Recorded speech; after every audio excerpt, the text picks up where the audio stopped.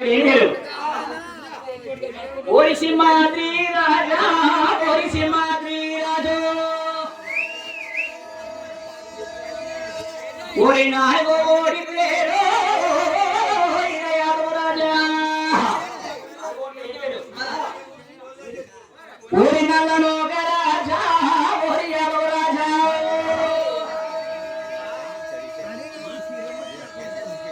నాలుగోలు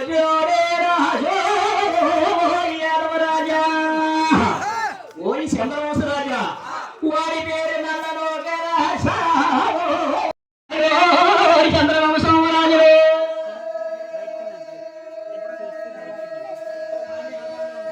ఎలా మంచిలోని కనుక ఈ యొక్క రాజుని యాదవ రాజుని పాలువని తీసుకొట్టి చిత్రకథను పూజించినట్టయితే దాని ద్వారా నీకు సంతానం వస్తుందని చెప్పేసి గంగరాజు అంటున్నాడట. బాబు ఏ ఊరు రాజులారా యాదవ రాజులారా వీరి చెప్పండి రాజులారా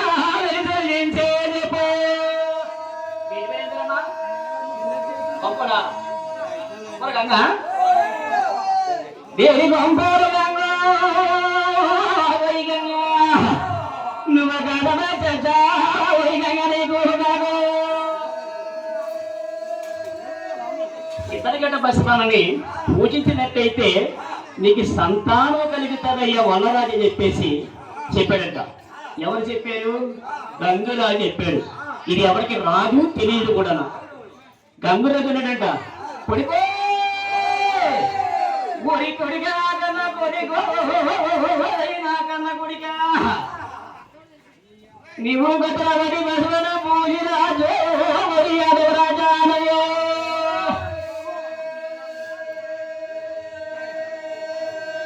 రెండర గోపాలనారా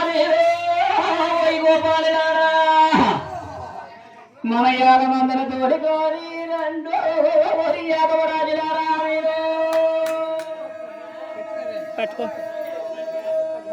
పాలు తీసుకొచ్చి పొట్టల్లో పోసారట. పొట్టల్లో వేసినప్పుడు కలిగి సంతానం వస్తుందంట. ఫస్ట్ సంతానం ఎవరంటే లేని ముందు సంతానం వచ్చినారు రాజు రాజా. ఆయన పేరు సింహాద్రి రాజు మరి సింహాద్రి రాజు. ఒల్లి రాజు కొడుకు పేరు ఏం పేరు? సింహాద్రి రాజు. మరి కనగిరి సేవా యాదవ రాజులారా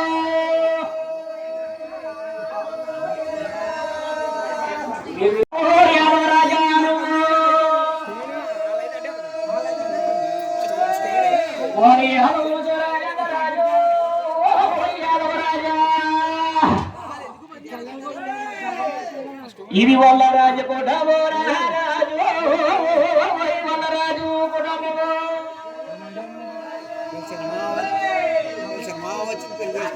ఆవుని వల్లరాజు గారు నువ్వు వెళ్ళి చిత్రగడ్డను పూజించినట్టయితే అసాధ్యుడు నీకు సంతానం ఇస్తాడు. సంతానం మీద తల వేస్తాడు. ఎలమంచిని పాలన చేస్తుందంట ఈ గంగరాజు గారు. ఎక్కడ ఉంది ఎలమంచిని? ఎక్కడ ఉంది ఎలమంచిని? ఎక్కడ ఉంది ఎలమంచిని? ఎక్కడ ఉందో రాజా ఈ ఎలమంచిని పాలన రాజు ఎలమంచిని మాదో.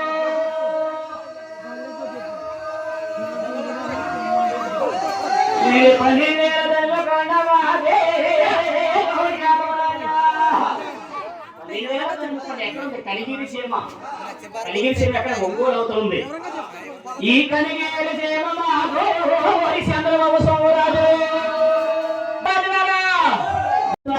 సంతానం కలిగితారయ్యా వనరాజు అంటే. వనరాజు కావుడి గంగరెడ్డి కుమారుడు వనరాజు అయి పేరు. కొడుకు వనరాజు సంతానం తలవిస్తున్న కనుక పశువుడి పేరు సింహాద్రి రాజు. రెండోడి పేరు పెద్దిరాజు. బాగా వినండి. రెండో పేరు రాజా